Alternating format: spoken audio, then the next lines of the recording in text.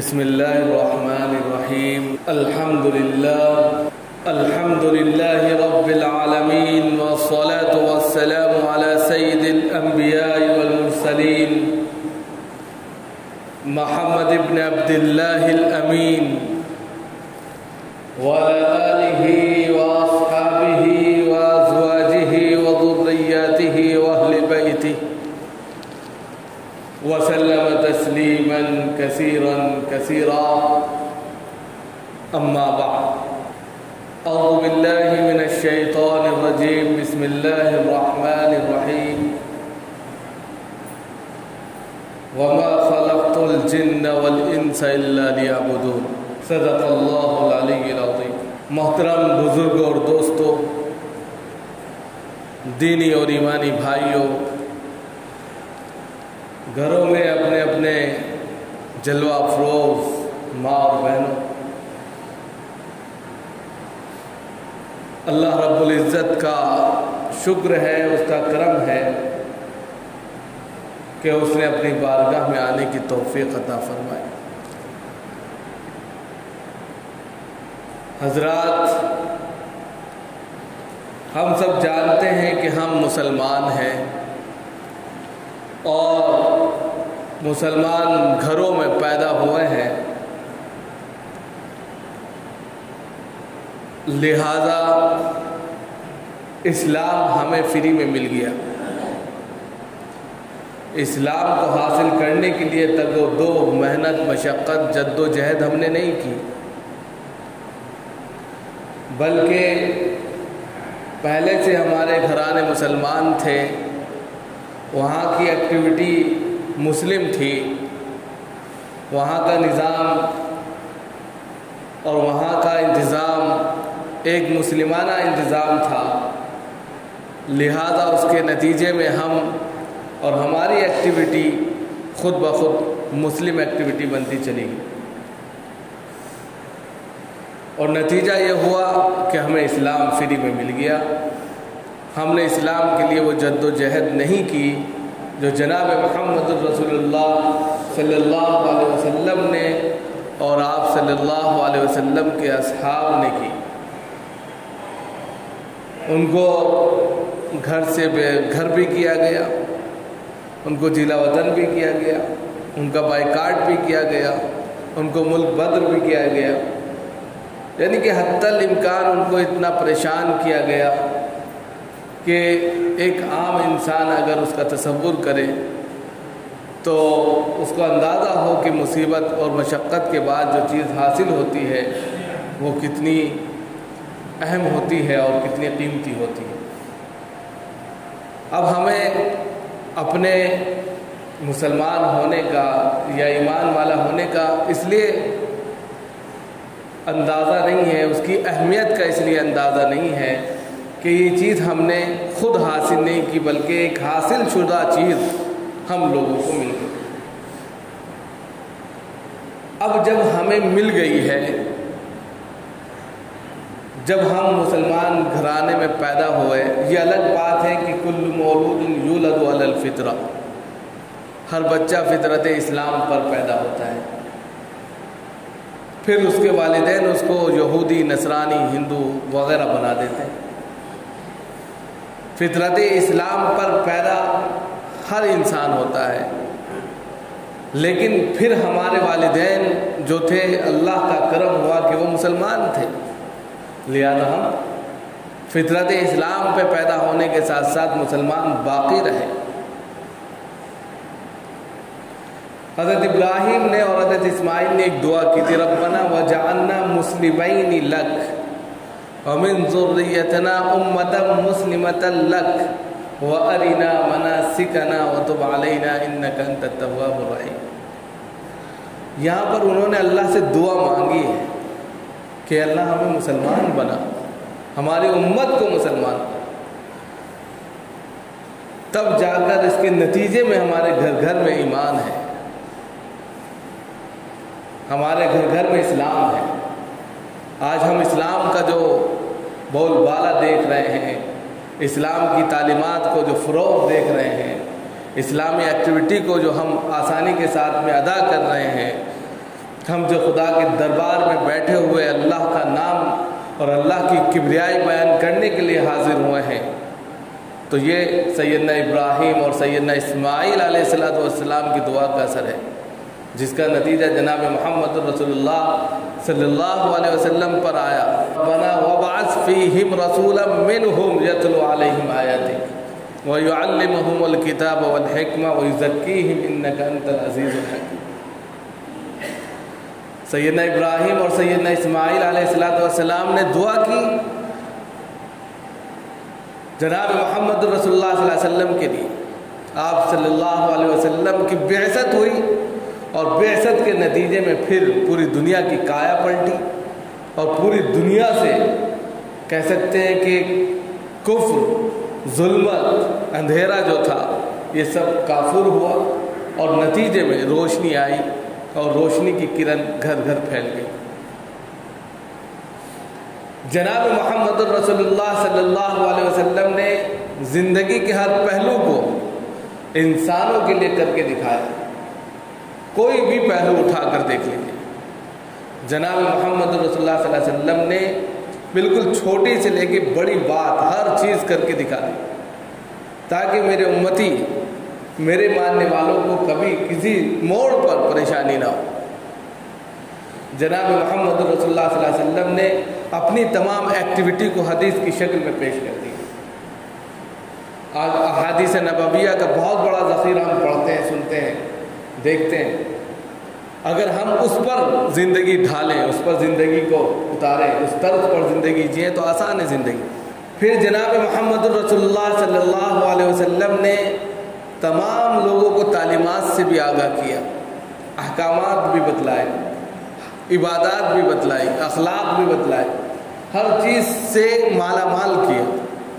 اللہ کے رسول صلی اللہ علیہ وسلم پر قرآن نازل ہوتا اور فوراً آپ جو ہے اپنے تمام اصحاب کو ان کے جو بھی میسیجز ہوتے تھے، جو سندیش ہوتے تھے، وہ بتلا دیا کرتے تھے، اور وہ اس پر فوراً عمل پیرا ہو جاتے تھے۔ سمعنا واطعنا، فوراً سنا اور ایک دم اطاعت شروع۔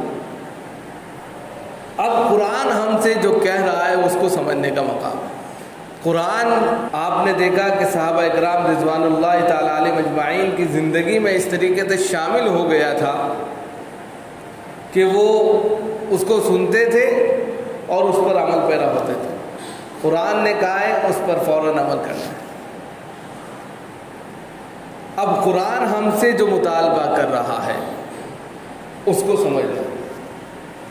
وَمَا خَلَقْتُ الْجِنَّ وَالْإِنسَ إِلَّا لِيَعْبُدُونِ۔ اللہ رب العزت فرما رہے ہیں کہ ہم نے انسانوں کو اور جناتوں کو اپنی عبادت کے لیے پیدا کیا۔ انسانیت کو پیدا کرنے کا مقصد، انسان کی زندگی کا مقصد اللہ رب العزت نے بتلا دیا۔ جناب محمد الرسول اللہ صلی اللہ علیہ وسلم نے اس کی تشریح اور اس کے تمام فنڈامنٹلز جو بھی ہو سکتے تھے سب بتلا دی۔ اب انسان کی زندگی کا اصل دار و مدار، انسان کی زندگی کا اصل منہج اور اصل ٹارگیٹ اور اصل ہدف اور نشانہ جو ہے وہ یہ ہے کہ اللہ کو خوش کر لے اپنی عبادت سے، اپنی بندگی سے اللہ رب العزت کو خوش کر لینا انسان کی زندگی کا اول مقصد ہے۔ اگر انسان اپنی عبادت سے، اپنی بندگی سے اللہ کو خوش نہیں کر پاتا، اللہ کو راضی نہیں کر پاتا، تو گویا کہ اس نے اپنی زندگی کا حق ادا نہیں کیا جس کے لیے اس کو پیدا کیا۔ وَمَا خَلَقْتُ الْجِنَّ وَالْإِنسَ إِلَّا لِيَعْبُدُونِ۔ جنات بھی اللہ کی عبادت کرتے ہیں، دوسری تمام 70,000 سے زیادہ مخلوقات ہیں، سب اللہ کی کبریائی بیان کر رہی ہیں، اور اتنی تمام مخلوقات میں صرف ایک انسان ہے جو پیٹ کے لیے تگ و دو کرتا ہے، کماتا بھاگتا پھرتا ہے، اور تمام مخلوقات جتنی بھی ہیں ان کا 100% یقین اللہ کی ذات پر ہے اور پھر اللہ رب العزت ان کے کھانے کا انتظام کر دیتا ہے.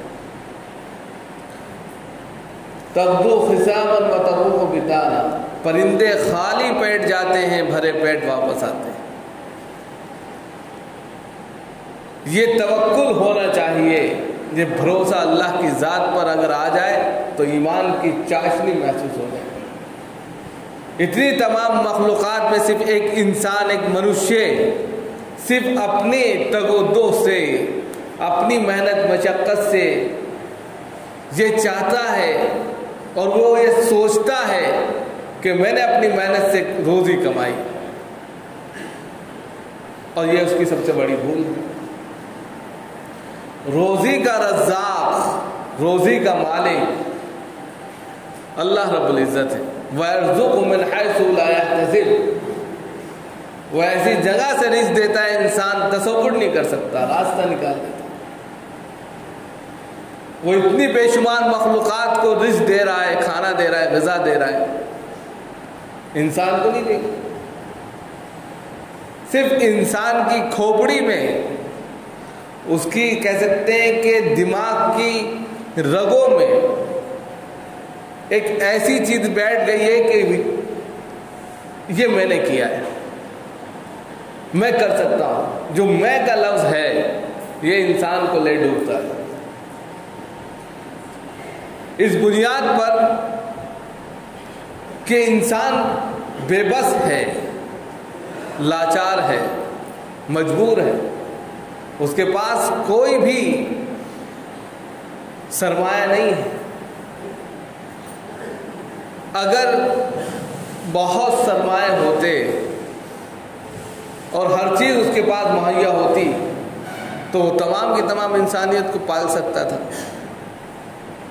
لیکن آج کے وقت میں آپ دیکھیں کہ 2-4 لوگ بھی بھاری پڑ جاتے ہیں. شادی بیاہوں کے موقع پر اور دوسرے تمام موقع پر آپ کا اسٹیمیٹ جو ہے اس سے اگر چلا جائے، اپر چلا جائے. آپ نے 100 لوگوں کا انتظام کیا، 200 لوگ آ گئے، انسان پریشان، مجبور، بے بس، لاچار. یہ پتہ چلتا ہے کہ انسان کتنا چھوٹا اور بونا ہے.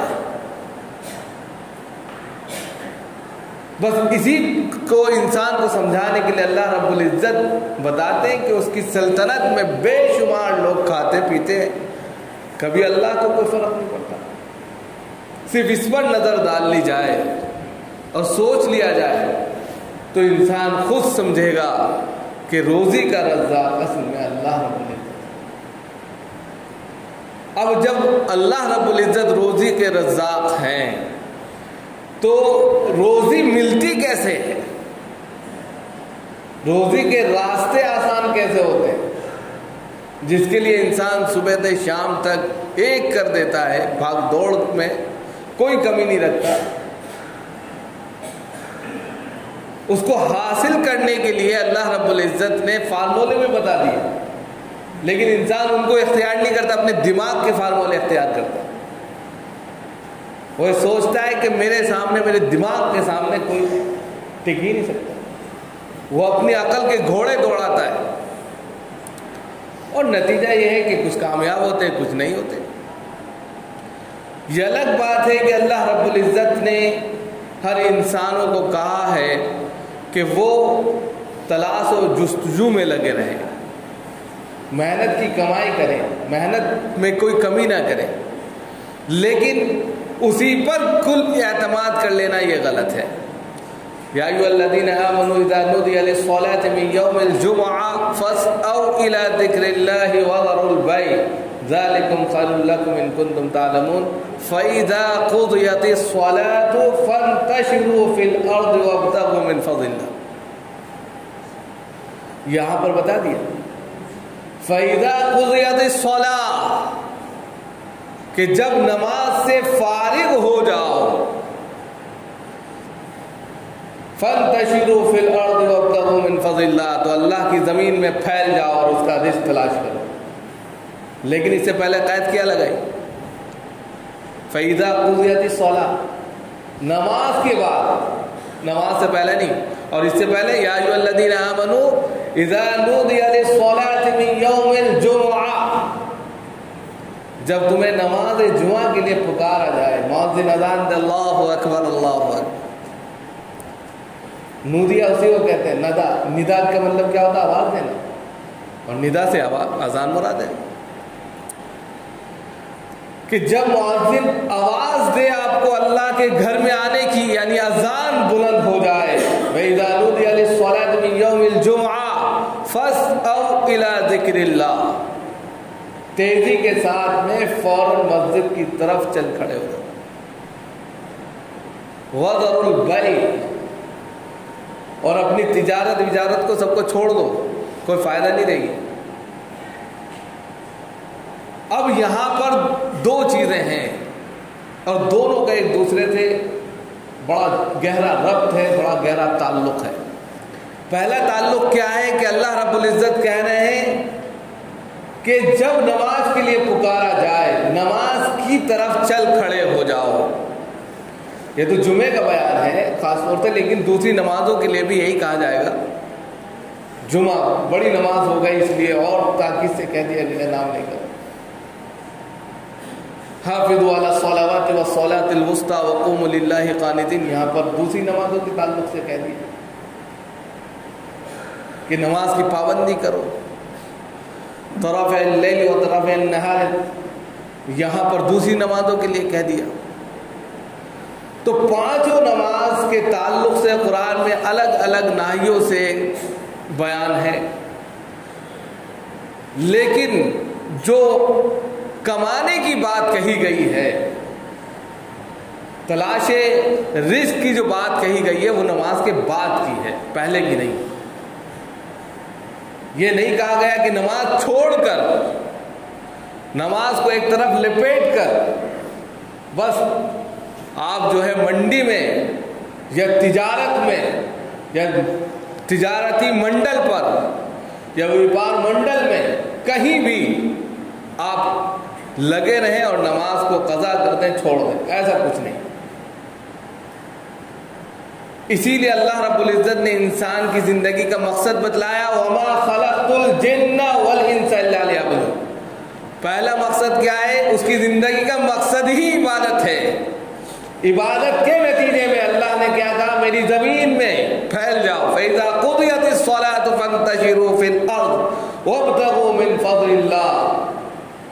نماز کے نتیجے میں یہ چیز ملی، اور پھر اس کے نتیجے میں کیا ملے گا؟ وَيَرْزُقُ مِنْ حَيْثُ لَا يَحْتَسِبُ، میں ایسی جگہ سے رزق دوں گا تمہیں گمان تک نہیں ہوگا۔ بالکل اسٹیپ بائی اسٹیپ ہے۔ انسان سب سے پہلے یہ انداز، بلکہ انسان سب سے پہلے اپنے دماغ کی کھلیان میں، اپنے دماغ کی نسوں میں یہ بات بٹھا لے کہ ہماری پیدائش کا مقصد اور مطلب جو ہے عبادت ہے۔ دوسرے نمبر پر جب ہم عبادت ہی کے لیے پیدا کیے گئے ہیں، ایک انسان اپنی پوری زندگی سجدے میں گزار دے تو حق نہیں ادا ہوا ہے۔ جب انسان پوری زندگی عبادت کے لیے پیدا کیا گیا، پھر اس کو یہ کہا جائے کہ اب نماز پڑھ چکے ہو، ہاتھ پر ہاتھ رکھ کے مت بیٹھو، فَإِذَا قُضِيَتِ الصَّلَاةُ فَانتَشِرُوا فِي الْأَرْضِ وَابْتَغُوا مِن فَضْلِ اللَّهِ، اب زمین میں پھیل جاؤ، کوئی نہ کوئی کام کرو، محنت مشقت کرو۔ اب اس محنت مشقت پر اللہ رب العزت کا انعام کیا ہوگا؟ وَيَرْزُقْهُ مِنْ حَيْثُ لَا يَحْتَسِبُ، پھر آپ کی روزی کے انتظام ایسے ہوں گے، اسی نتیجے میں، اسی پھیلاؤ میں، اسی محنت اور مشقت میں، جو آپ نماز کے بعد میں زمین میں پھیل کر روزی تلاش کریں گے کہ آپ کو اندازہ نہیں ہوگا، آپ کو گمان نہیں ہوگا کہ اللہ کہاں سے روزی کا انتظام کرتا ہے۔ اب یہ اگر یقین ہمارا پیدا ہو جائے، ہمارا اعتماد اس پر آ جائے، جس طرح اعتماد پرندوں کو ہوتا ہے، تغدو خصاما وتروح بطانا، کہ وہ خالی پیٹ جاتے ہیں اور بھرے پیٹ واپس آتے ہیں۔ پرندوں کی آپ مثال دیکھ لیجئے، کوئی بھی پرندہ جو ہے شام کو خالی پیٹ نہیں سوتا، کتنے لاکھوں کروڑوں پرندے، کہاں سے انتظام ہوتا؟ اللہ رب العزت کرتے ہیں۔ بالکل اسی طرح اگر انسان بھی اللہ کی ذات پر یقین رکھ لے اور اس کی عبادت کو، اس کی بندگی کو بجا لائے اور پھر اپنے کاروبار میں ہر اعتبار سے ایمانداری کے ساتھ میں کام کرے، تو پھر دیکھیے اس میں برکتیں، اس کے اندر جو ہے خود بخود اللہ کی ترقیات نازل ہوں۔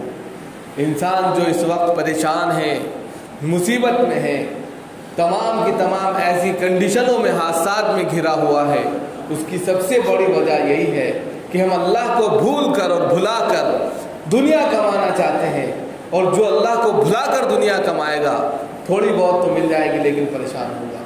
لیکن جو اللہ کو یاد رکھ کر اللہ کی بندگی بجا کر دنیا کو حاصل کرتا ہے تو اس کو دنیا بھی مل جاتی ہے اور آخرت بھی مل جاتی ہے۔